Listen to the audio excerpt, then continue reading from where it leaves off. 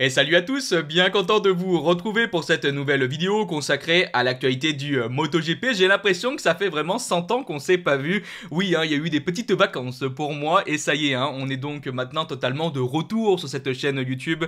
Le rythme des vidéos va donc reprendre comme c'était auparavant. Alors, bien content de vous retrouver et puis on va directement rentrer dans le vif du sujet avec notre sommaire et au programme. Pour premier sujet, on va donc se voir des propos de Jorge Martin qui revient donc sur le projet d'Aprilia, surtout évidemment pour la saison à venir, pour 2025. On va ensuite parler de cette histoire entre Monster Energy, Red Bull et Marc Marquez. Ça y est, on a enfin le fin mot à tout ça. Et on va ensuite terminer cette vidéo avec un nouveau gros sujet qui concerne KTM. Bon, vous connaissez la situation difficile, mais on a eu pas mal de nouvelles informations. Tout d'abord, on va revenir sur des propos de Carlo Pernat, qui est le manager d'Enea Bastianini, qui est revenu un peu sur la situation et qui, je trouve, rassure sur un point. Et on terminera par des propos de Pete Beirer qui est aussi revenu sur certains points qui pourraient amener donc à une alliance, à, je sais pas, un rachat, à quelque chose qui pourrait donc concerner KTM et Lewis Hamilton. Allez, comme j'ai pu déjà vous le dire, on démarre donc par les propos de Jorge Martin sur Aprilia d'un point de vue général, mais pour commencer dans cette première partie, on va un peu parler de ses premières sensations sur la moto. On en avait déjà discuté lors des tests de fin de saison, à la fin de la saison 2024 sur le circuit de Barcelone, et on a vu énormément de propos des patrons globalement d'Aprilia, et pour les pilotes, on n'avait pas eu énormément de déclarations, même on n'a pratiquement rien eu, et là c'est intéressant parce que ça y est, on a des premiers retours de Jorge Martin, et j'avais envie un petit peu d'en parler. Allez, on se lit donc directement tout ça. Jorge Martin a donc déclaré: « Je ne peux pas trop en dire sur la moto, mais vous avez tous vu mon visage sur place. J'étais heureux. Et je ne pense pas que j'aurais pu être plus heureux que chez Aprilia. Je trouve le nouveau package très intéressant et c'est le plus gros bond en avant sur la moto de ces dernières années. Le potentiel est élevé et semble bon. » La première chose est de comprendre le véritable potentiel de la moto parce que c'est dur à comprendre. Parfois ils sont super rapides et imbattables, mais ailleurs ils ont beaucoup de mal. Je pense que je peux apporter de la constance, mais je dois voir le vrai potentiel et quelle sera ma position dans le classement. Il continue ensuite un petit peu plus sur Aprilia au cours donc de cette saison 2024, mais aussi du projet d'un point de vue général en disant: « Cette année, Aprilia est mieux parti que jamais, mais il est vrai qu'à partir du GP d'Aragon, ils ont commencé à régresser. C'est très compliqué de comprendre ce qu'il se passe de l'extérieur. C'est très dur de comprendre comment on peut gagner à Austin en partant de l'arrière, comme Maverick Viñales l'a fait, et à Jerez, juste après, de finir à plus de 11 secondes derrière. L'implication, Aprilia là. Et je l'ai vu de mes yeux. J'ai vu à quel point ils me voulaient et ce qu'ils vont faire pour moi. Mais ils sentent la responsabilité d'accueillir le champion.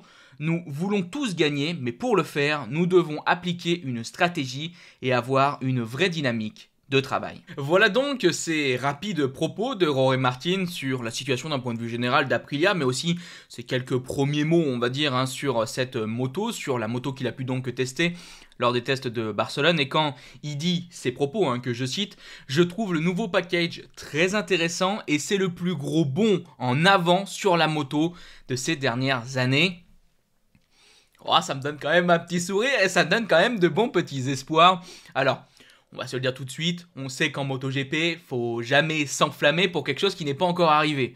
Donc je ne vais pas vous dire tout de suite: « Oh, Aprilia, ça va jouer le championnat du monde. » Bon, calmons-nous, on n'en sait vraiment rien.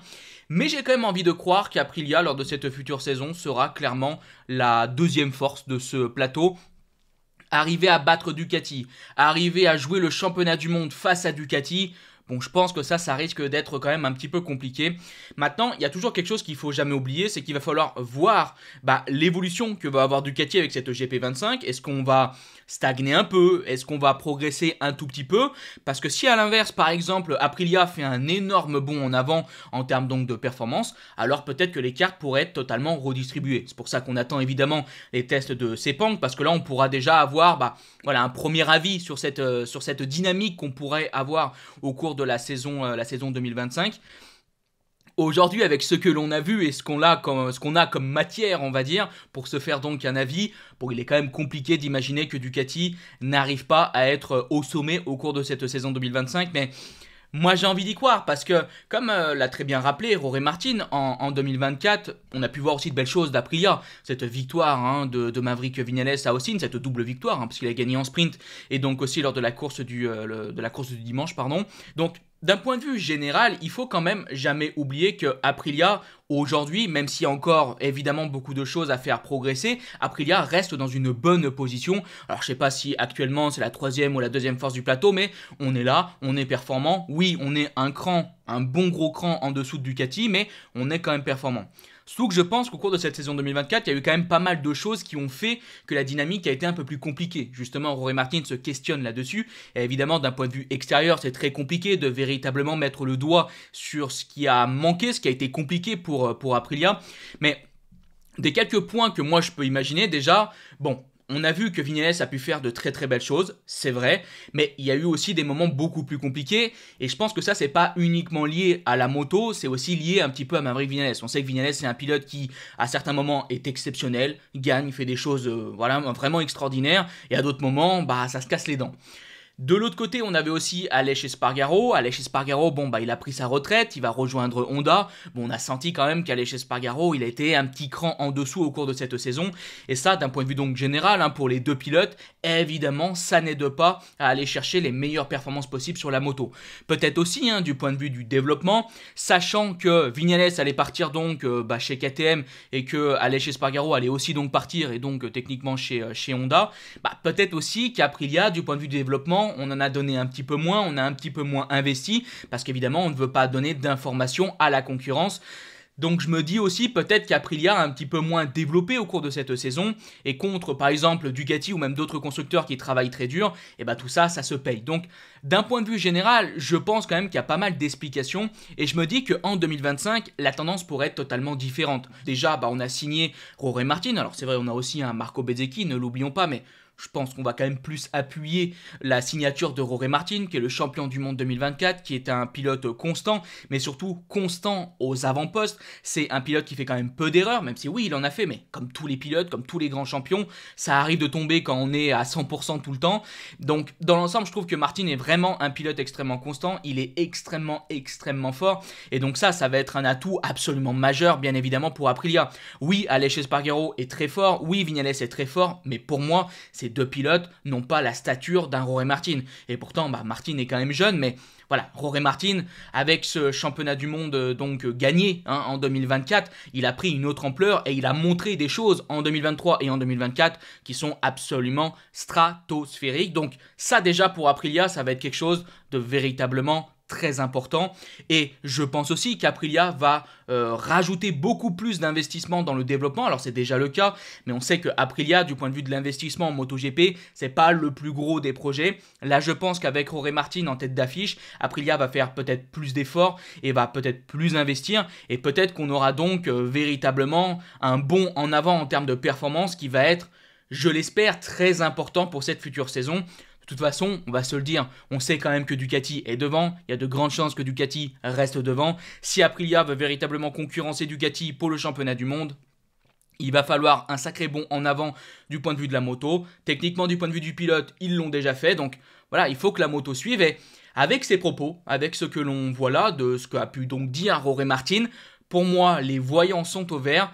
Et je vous avoue que j'ai quand même pas mal d'espoir, mais bon, hein, on verra bien, mais je croise les doigts. Allez, pour deuxième sujet, on va donc revenir pour la toute dernière fois sur cette situation qui concerne Marc Marquez, Monster Energy et Red Bull. Bon, si vous avez raté les quelques informations qu'on a pu déjà répéter plus d'une fois quand même sur cette chaîne, Marc Marquez est depuis des années un athlète Red Bull, mais l'année prochaine, en rejoignant le team Ducati Usine, qui a pour sponsor Monster Energy, et bah il y a un couac de sponsors donc liés aux boissons énergisantes, et donc on se pose énormément de questions. Est-ce que Marquez va passer chez Monster Energy? Est-ce que Marquez va pouvoir rester chez Red Bull? Est-ce qu'il va y avoir une situation bien particulière? Et bah ça y est, on a donc le fin mot à cette histoire. Lors d'un événement donc de Red Bull où Marc Marquez était donc présent, il a annoncé ceci: c'est mon dernier événement officiel. Je suis très heureux d'être là chez Red Bull parce que comme vous le savez, l'an prochain, je vais chez Ducati.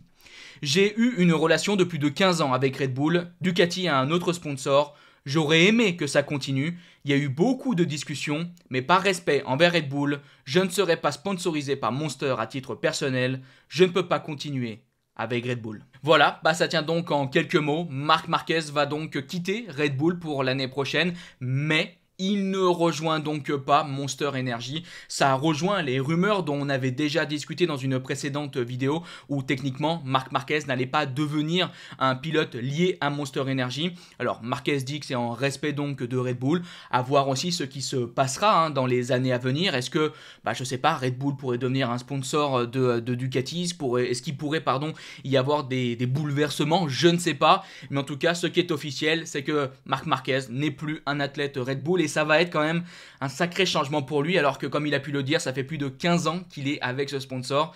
Ah, ça va faire quand même quelque chose parce que il y a quand même des sponsors qui sont vraiment rattachés à des pilotes et Red Bull et Marc Marquez, c'était une alliance quand même très forte à l'image de ce qu'on avait avant avec Honda et donc Repsol ou même entre Honda et Marc Marquez techniquement. Donc bon, ça va être un changement de plus pour le pilote espagnol. On verra donc comment cette histoire évoluera. Mais bref, bien content d'avoir quand même enfin le fin mot de cette histoire. Allez, maintenant on arrive donc à notre tout dernier sujet qui concerne KTM. Alors bon, ça je pense que vous le savez aussi parce qu'on en a parlé dans pas mal de vidéos récemment. KTM ne va vraiment pas bien financièrement, il y a de très gros problèmes, des centaines de millions d'euros à trouver. Alors on a l'impression que ces derniers temps ça va un petit peu mieux. On a vu par exemple l'action du Pireur Mobility Group remonter, il y a des notes un peu plus positives et on espère véritablement que ça va aller mieux évidemment pour KTM mais donc d'un point de vue plus général pour le groupe Pireur Mobility. Et justement dans ce sens-là, pour des notions un petit peu plus positives, on a eu des propos de Carlo Pernat qui vient, je pense, rassurer sur le maintien en MotoGP de KTM pour la saison prochaine. Il a donc déclaré: « Je viens de recevoir un appel d'Hervé Poncharal et il m'a confirmé qu'ils ont acheté les billets d'avion pour tous les voyages de cette année. Carmelo Espeleta, propriétaire de Dorna, ne peut pas se permettre de perdre 4 motos à 2 mois de la première course. Nous courons, du moins pour le moment, mais quel désastre. » Alors de son côté, KTM a aussi continué de rassurer en disant « Nous sommes là pour rester, nous savons que la chute n'est pas la fin, mais un moment où se forge la force, la résilience et la grandeur, c'est l'esprit du sport moto et le cœur de KTM. » Bon, vous faites ce que vous voulez de cette façon de communiquer, c'est vrai que c'est une belle phrase, c'est un beau message. Maintenant, bon, il y a le concret derrière et on va quand même pas dire que la situation porte à être extrêmement positive par rapport à l'avenir de KTM, mais je veux pas tomber dans le négatif justement, c'est le but de ce sujet. Comme le dit donc Carlo Pernat, le manager d'Enea Bastianini, les billets sont pris pour cette année, donc moi je continue de croire et depuis le début je vous le dis, je pense que KTM sera en MotoGP l'année prochaine, je pense qu'ils seront aussi en MotoGP en 2026. Pour 2027, là par contre j'ai de grosses inquiétudes, mais personnellement je pense que KTM va rester parce que c'est compliqué de quitter aujourd'hui le MotoGP. Après l'affaire Suzuki, il y a des choses qui ont changé en MotoGP du point de vue des contrats, donc je pense que KTM va rester. La véritable interrogation, et on a déjà pu la voir précédemment, donc je ne vais pas revenir là-dessus pendant 50 ans, mais c'est à quel point le développement va pouvoir suivre. Parce que c'est bien d'être en MotoGP, mais c'est mieux de l'être avec une moto performante. Si KTM en 2025 et avec la moto 2024 avec quelques petites évolutions, bon, je vous le dis tout de suite, ça va être extrêmement compliqué pour KTM d'arriver à concurrencer peut-être Aprilia qui va faire un bond en avant ou encore Ducati. Voilà, donc moi ça c'est mon inquiétude. Évidemment que j'ai envie que KTM reste en MotoGP, je pense que KTM va donc rester en MotoGP, mais dans quelle situation ? Donc bon, on verra ce qui se passera évidemment pour le constructeur autrichien. Comme j'ai dit, je veux rester positif. Si déjà ils peuvent rester donc en MotoGP, ça sera une très bonne nouvelle et on en sera très content.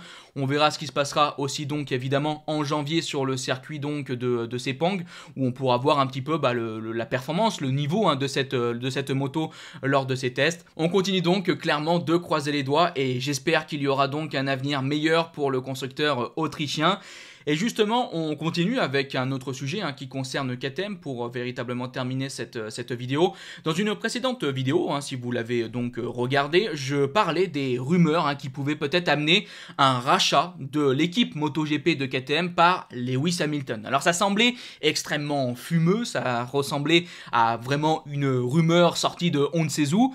Et finalement ça semble se confirmer, alors pas spécialement qu'il va y avoir un rachat, mais en tout cas il y a bien eu apparemment des contacts entre Lewis Hamilton, alors plus précisément entre les équipes de Lewis Hamilton et KTM, et c'est tout simplement Pete Beirer qui nous le confirme, qui je rappelle est le patron du projet MotoGP de KTM. Pete Beirer a donc déclaré: « La situation actuelle nous pousse à envisager des modèles alternatifs. notamment en collaborant avec des investisseurs. Et justement, parmi ces investisseurs potentiels, il y a Lewis Hamilton et là-dessus, il dit « Nous avons eu des discussions concrètes et très intéressantes avec sa direction. » Et il conclut en disant « Un investisseur s'implique dans le projet, apporte des idées et partage les décisions stratégiques. » Bon, alors qu'est-ce qu'il faut comprendre? Eh bah, que finalement, cette rumeur Lewis Hamilton qui pourrait donc s'allier, s'affilier entre guillemets à KTM en MotoGP, eh bah, c'est quelque chose qui semble peut-être être de plus en plus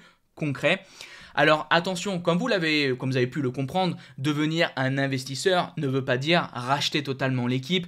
Donc on peut aller sur plusieurs chemins. Un rachat, devenir un investisseur, est-ce qu'il va être majoritaire ou non? Il y a beaucoup de possibilités, mais il y a des chances maintenant, je pense de plus en plus, que Lewis Hamilton fasse entre guillemets son entrée en MotoGP. On sait que par le passé, on avait eu aussi des rumeurs qu'il avait justement envie de racheter une équipe. C'est vrai que là, en ayant cette situation économique très compliquée chez KTM, Lewis Hamilton pourrait du coup s'affilier à une équipe MotoGP, une équipe qui a de très bons pilotes, qui a un groupe aussi énorme quand même derrière. Ça pourrait être une opportunité sportive, mais aussi du point de vue du business, absolument exceptionnelle pour Hamilton. Donc, c'est vrai que dans un premier temps, quand la rumeur est sortie, quand j'ai fait une vidéo là-dessus, bon, je vous disais, ouais, j'ai du mal à y croire.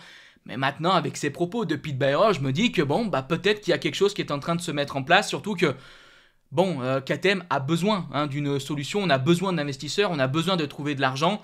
Donc peut-être que c'est justement l'une des options qu'on envisage pour aider aussi ce projet MotoGP, aider KTM, aider le PR Mobility Group d'un point de vue général, mais aussi évidemment aider ce projet MotoGP qui évidemment sera quand même en difficulté s'il est maintenu en 2025. Enfin bref, voilà, pour moi on est donc arrivé à la fin de cette vidéo, j'espère qu'elle vous a plu, et si elle vous a plu, n'hésitez pas à liker, partager, commenter. On se donne donc cette fois-ci rendez-vous dans quelques jours, juste après donc le nouvel an, et justement je voulais vous souhaiter à tous une très belle nouvelle année, une très belle année 2025 d'un point de vue donc général. J'espère aussi qu'on aura une belle saison 2025 pour le MotoGP. Alors, on reste évidemment passionné. On espère qu'on aura vraiment une très belle année, mais aussi donc une très belle saison.